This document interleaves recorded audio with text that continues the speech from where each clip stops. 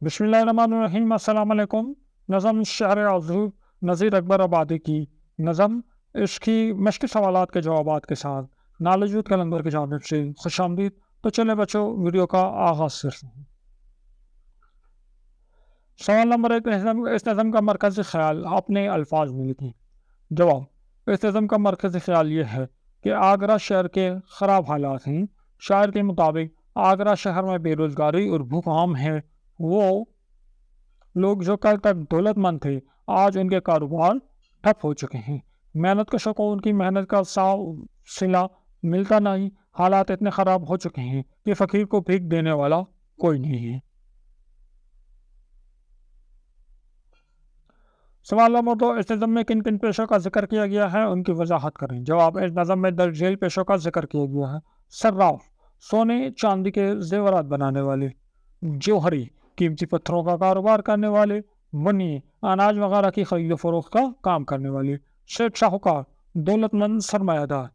دکاندار، ضروریات زندگی کی چیزوں کا کاروبار کرنے والے۔ سوال نمبر 3، شہر عاشق کی تعریف کریں اور کسی اور شاعر کے شہر عاشق کے چند اشعار لکھیں۔ جواب: ایسی نظم جس میں کسی شہر کے تباہی اور بربادی بیان ہو، اس شہر کے مختلف مسائل کا ذکر کیا جائے، شہر عاشق کہلاتی ہیں۔ شہر عاشق از اسحاق ساجی۔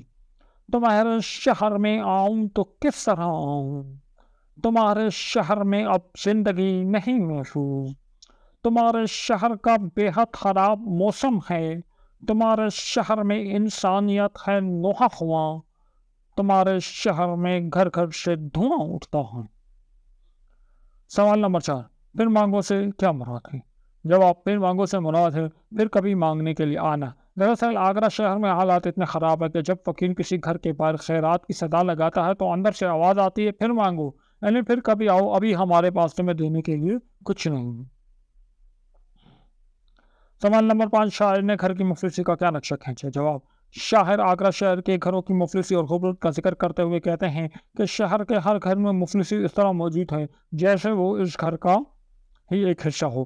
مفلسی مکان کی چھت کی طرح ہر گھر میں موجود ہے اور کم ہونے کی بجائے مزید بڑھتی جا رہی ہے، اور جیسے پانی کا بند ٹوٹنے سے ہر جگہ پانی آ جاتا ہے، ایسے ہی سیلابی ریلے کی طرح مفلسی شہر کے ہر گھر میں گھس آئی۔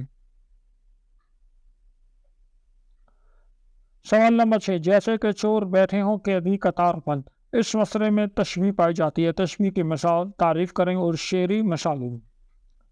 جواب: کسی چیز کو کسی خاص خوبی یا خامی کی وجہ سے دوسری چیز کی طرح قرار دینا تشبیہ کہلاتا ہے۔ شعری مثالیں: نازکی اس کے لب کی کیا کہیں، پنکھڑی ایک گلاب سی ہے، یعنی اس کے ہونٹوں کو گلاب کی طرح کہا جا رہا ہے، تشبیہ دی جا رہی ہے۔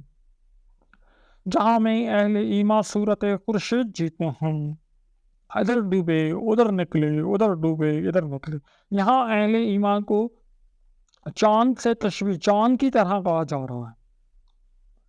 سوال نمبر 4، یہ نظم کس حیت میں ہے، وضاحت کریں۔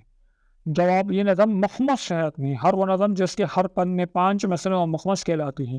مخمس نظم کے پہلے بند کے 5ویں مصرے ہم قافیہ و ہم ردیف ہوتے ہیں، جبکہ پہلے بند کے بعد ہر بند میں پہلے 4 مصرے ہم قافیہ ہوتے ہیں اور 5واں مصرع جدا قافیہ اور ردیف رکھتا ہوں۔